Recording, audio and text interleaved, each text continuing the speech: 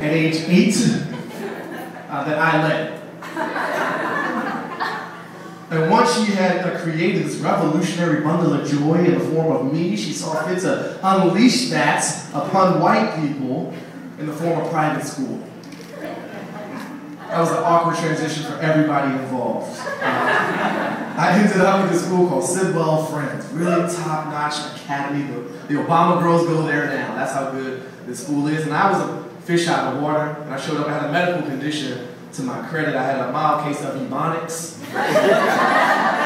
It's a smidgen of ebonics. I used to ask people questions. And it was a different cultural and educational environment. I was used to a world where like teachers taught students basically shut up and listen. What I found out is if you're the only black kid in the class, you are automatically deputized as a sort of assistant Professor X. That means whenever anything black at all comes up in the curriculum, all eyes swivel toward me. I'm expected to break out my copy of The Negropedia, a comprehensive guide to black stuff for white people's edification. We'd seriously be in science class talking about black lung. Nobody wants to say a damn thing. You should see what Baratunde has to say about this. Baratunde doesn't know. Baratunde is not a coal miner. You accidental racist. Leave Baratunde alone. 12. Shit.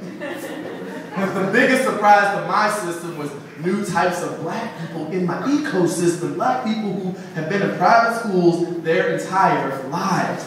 That was weird to me. Kids who had cars before they could drive them. And the first day I showed up, I was paired with like a buddy, like to show me the ropes so I didn't embarrass myself too much. And he asked me a question. Do you know what an Oreo is? Pretty dumb question. It's like, yeah, it's a cream-filled chocolate wafer manufactured by the Nabisco Corporation since 1952. And it's mad tasty. That's what I said. He said, no, an Oreo is somebody who is black on the outside and white on the inside. We proceeded to point across the room to Daryl. You see Daryl? Daryl's an Oreo. And I looked across the way at a skinny, nerdy black kid hanging out with a bunch of white friends, and I thought to myself then, as I think to myself now, what is the problem with Daryl that seems like a perfectly legitimate way to finance an eventual presidential campaign? Don't hate on Daryl. His parents are spending good money for him to buy some white people. They're not cheap. They cost $30,000 a year plus books.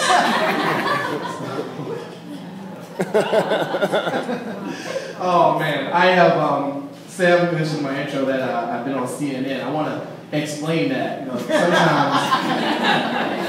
sometimes you do things in life you're not proud of.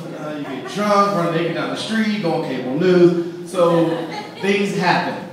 I was in this particular visit hanging out in the green room and a terribly evil force was present.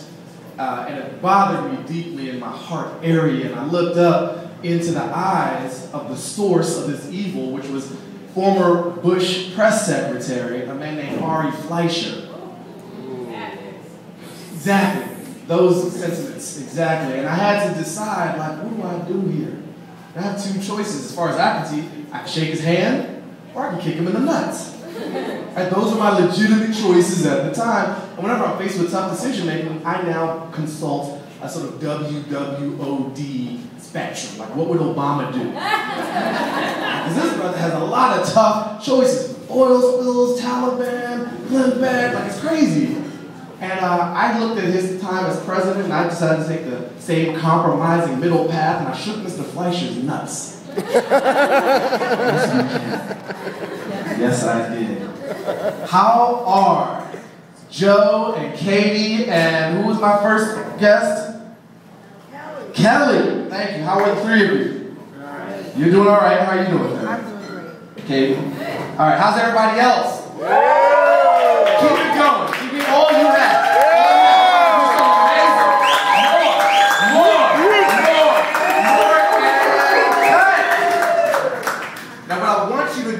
About half of that. We call it the sage rumble. I just want you to start a rumble of applause, and I will conduct you like the fine orchestra you are. A little bit more over here. A little bit more for you people.